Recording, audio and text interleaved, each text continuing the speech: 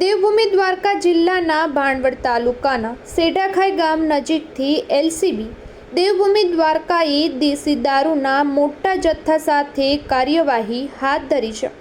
એલસીબીની ટીમે એક Creta car, mobile phone તેમજ અંદાજે 70 લીટર દેશી દારૂ સહિત કુલ ₹4,40,500નો મુદ્દામાલ જપ્ત કર્યો છે।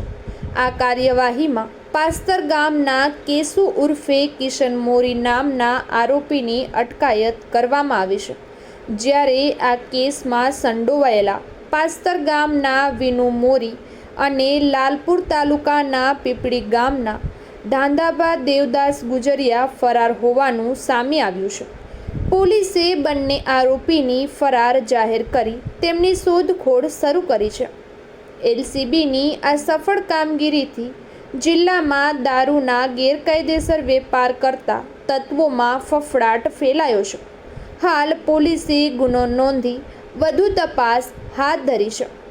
આવા જ તાજા અને ઝડપી સમાચાર જોવા માટે 5 સ્ટાર ન્યૂઝને ફોલો કરો।